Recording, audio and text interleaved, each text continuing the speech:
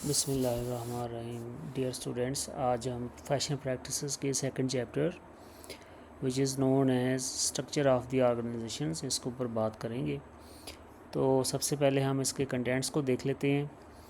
तो इसके कंटेंट्स में सबसे पहले हम डिस्कस करेंगे अबाउट ऑर्गेनाइजेशंस, फिर हम ऊपर बात करेंगे लीगल फॉर्म्स ऑफ ऑर्गेनाइजेशंस। तो हमारे पास बेसिकली 3 टाइप्स हैं, वो डिस्कस करेंगे। फिर उसके बाद सेकंड पार्ट में हम कंपनीज़ के ऊपर बात करेंगे। तो सबसे पहले जो हम बात देखेंगे वो ये है कि what is an organisation. An organised group of people with a particular purpose such as business और गवर्नमेंट डिपार्टमेंट। तो ऑर्गेनाइजेशन क्या होती है? बेसिकली ये ग्रुप ऑफ पीपल होता है जिसका एक ख़ास मकसद होता है, जैसे बिज़नेस या कोई गवर्नमेंट का डिपार्टमेंट रन करना। ठीक है। तो ऑर्गेनाइजेशन आजकल जिस दुनिया में सिविलाइज वर्ल्ड में हम रह रहे हैं तो हर तरफ ऑर्गेनाइजेशंस हैं, इसके बगैर सोचना भी मुहाल है।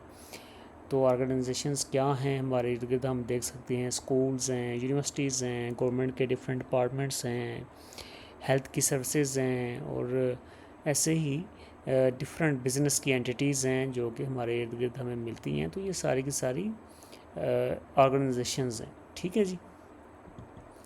तो लीगली इसकी क्या स्टैंडिंग है ऑर्गेनाइजेशन की? तो जैसे आप देखते हैं कि एक इंडिविजुअल जैसे होता है, उसकी एक एग्जिस्टेंस होती है, उसके साथ कंट्रैक्ट किया जा सकता है, उसको के ऊपर डैमेजेस के लिए सू किया जा सकता है, एविडेंस के लिए उसको देखा जा सकता है। तो सिमिलरली हमारे पास ऑर्गेनाइजेशंस भी हैं जो कि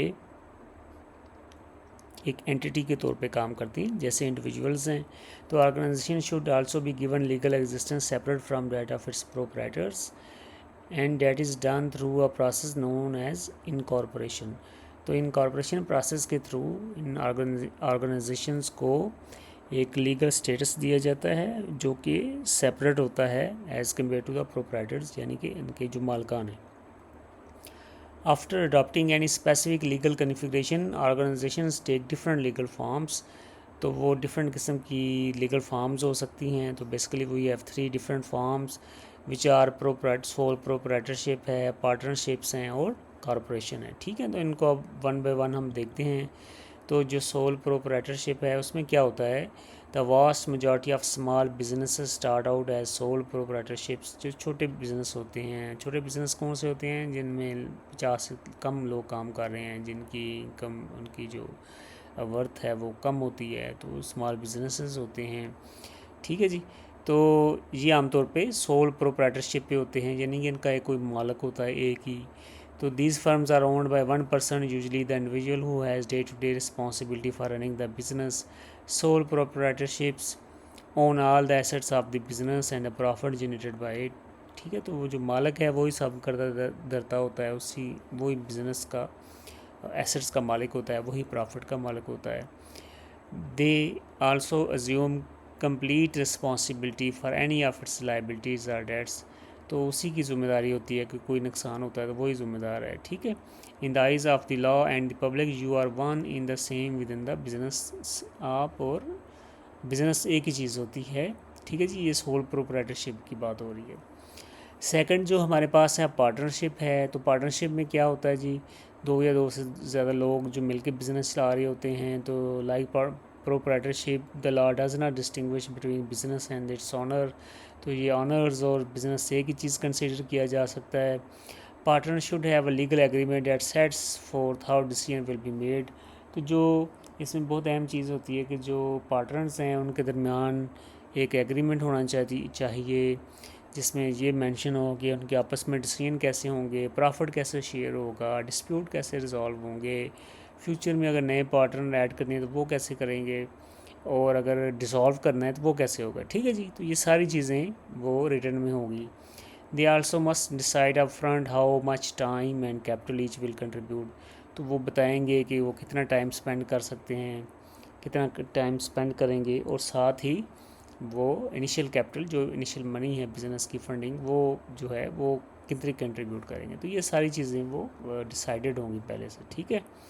उसके बाद थर्ड टाइप है जिसको हम कॉरपोरेशंस कहते हैं। Corporation is chartered by the state in which it is headquartered, is considered by law to be unique entities separate and apart from those who own it। ठीक है जी। A corporation can be taxed, it can be sued, it can be enter into contractual agreements। तो corporation एक individual की तरह काम कर रही है। The owners of the corporations are its shareholders। The shareholders elect a board of directors to oversee the major policies and decisions।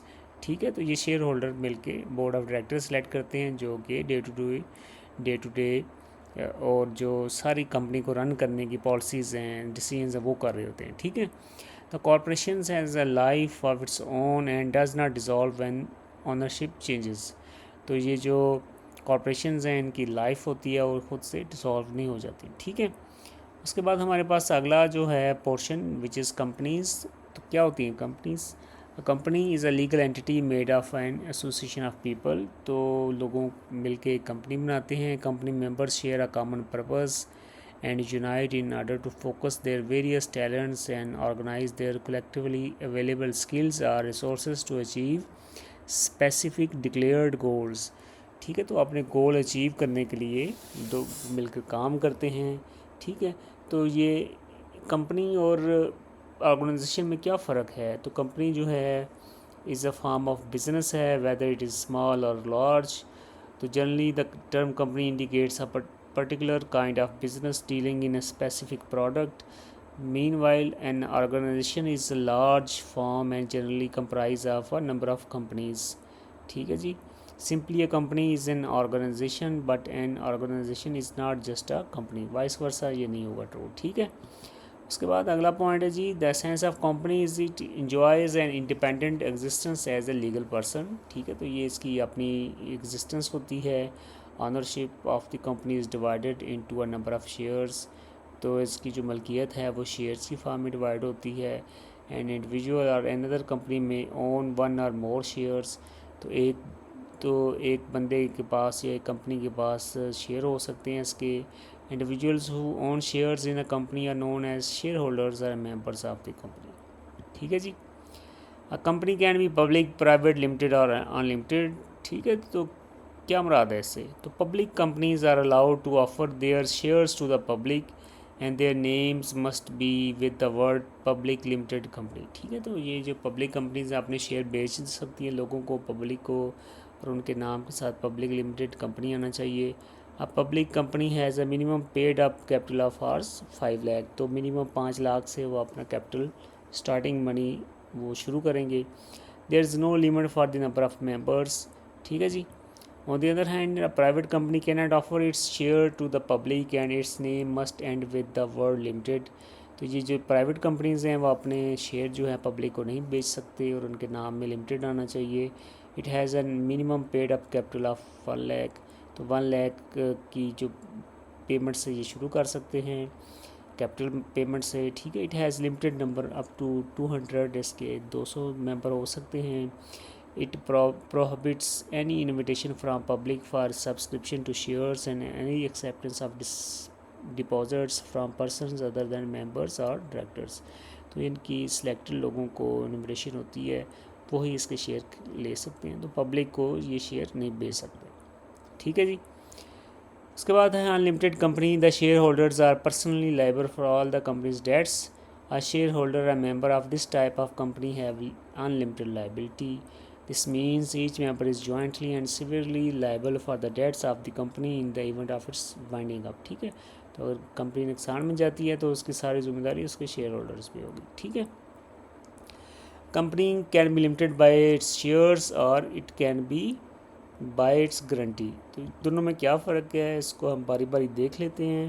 तो पहला पॉइंट है कि company limited by guarantee. Company used where companies are commonly used where companies are formed for non-commercial purposes such as professional bodies or charities। जो NGOs वगैरह होती हैं वहाँ पे ये चलती है limited by guarantee। ठीक है, the members guarantee the payment of certain fixed usually small amount towards the company debt if the company wound up, otherwise they have no economic rights in the relation to the company। ठीक है, उसके बाद हमारे पास second है limited by shares. It is the most common form of company use for business ventures. Specifically, a limited company is a company in which the liability of each shareholder is limited to the amount individually invested. Corporations are the most common of example of limited companies. ठीक है जी, तो वो जो नुकसान का ज़िम्मेदार जो है शेयर होल्डर उतना ही होगा जितनी उसकी इन्वेस्टमेंट है, तो इसलिए इसको लिमिटेड बाय शेयर कहा जाता है। ठीक है, तो कंपनीज़ की और कुछ प्रॉपर्टीज़ हैं। They must have a constitution, they must have directors and secretary, उनकी डिस्क्लोजर रिक्वायरमेंट्स हैं, कॉर्पोरेट गवर्नेंस है। ठीक है जी, तो सबसे पहले कॉन्स्टिट्यूशन जो है उसका consist of 2 documents. First one is known as memorandum of association which controls the external relations, and second one is known as articles of association which states how internal affairs are to be run। ठीक है, तो detail से इनको देखें तो पहला है memorandum of association. इस डॉक्यूमेंट में क्या होता है basically, the name of the company, the country which its register office will be located, the objective of the company, liability class, companies authorise share capital and the number and the nominal values of its shares. ठीक है, जो second point है article of association of the constitution, उसमें क्या होता है जी, the rules to be applied in allocating new shares, the rule governing the transfer of shares, the rules regarding meeting of stakeholders, shareholders and members, appointment and removal of directors, power of directors, dividends and reserves। Dividends क्या होते हैं, जो profit मिलते हैं। तो ये सारे rules हैं, रेगुलेशंस हैं जो कि इस डॉक्यूमेंट के अंदर मेंशन होते हैं। ठीक है जी, उसके बाद है अगला है डायरेक्टर्स एंड कंपनी सेक्रेटरी। तो जो शेयर होल्डर्स हैं वो डायरेक्टर्स को इलेक्ट करते हैं। ठीक है, जो कि कंपनी को चलाते हैं। They have considerable power and a large company with many share holders, the effective democratic control is very weak. तो अगर हमारे पास कंपनी बहुत बड़ी है और बहुत ज़्यादा शेयर होल्डर हैं तो वहाँ पे कंट्रोल कम होता है आमतौर पर। ठीक है, तो the situation is balance bye series of obligation. तो आमतौर पर डायरेक्टर्स के ऊपर कुछ ऑब्लिगेशन होती हैं। Director must act in good faith and for the benefit of company. तो डायरेक्टर को अच्छे फेथ के साथ और कंपनी के फ़ायदे के लिए काम करना चाहिए। Director must exercise the skill and care in carrying out their duties that might be expected from someone of their qualification and experience. A director who has an interest in a contract made with the company must disclose this interest to a board of directors।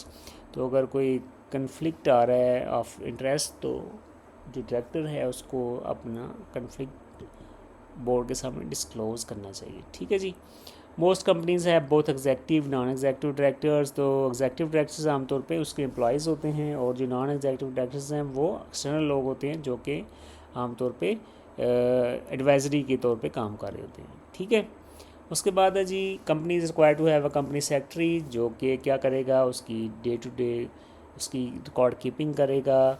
और because the technical expertise required, small companies often appoint and outside professional adviser as a company secretary. ठीक है, उसके बाद हमारे पास है जी disclosure requirements. The limited companies are required to disclose information about their operations. All limited companies must submit an annual return and copies of their accounts to the registrar of the companies। ठीक है जी, और आखिरी point कि corporate governance क्या होती है। Relationship between stake holders in the company and its senior management is known as corporate governance. ठीक है जी, annual meeting can change directors different for large companies. Powerful directors their own interest rather than shareholders, employees and public two way of thinking contradiction। ठीक है, तो ये directors हैं, share holder अपने directors को चेंज कर सकते हैं। डायरेक्टर्स हैं वो बड़े पावरफुल होते हैं आमतौर पे और उनके अपने वेस्टेड एजेंडा भी हो सकते हैं, इंटरेस्ट हो सकते हैं other than this share holder, employees and public. ठीक है, तो ये एक कंट्राडिक्टिंग स्टेटमेंट है, जगह है। तो ये जो रिलेशनशिप है उसको हम कॉर्पोरेट गवर्नेंस से शो करते हैं। ठीक है बेटा, दैट्स इट। ये हमारा आज का चैप्टर था जो कि ख़त्म हो गया। Thank you.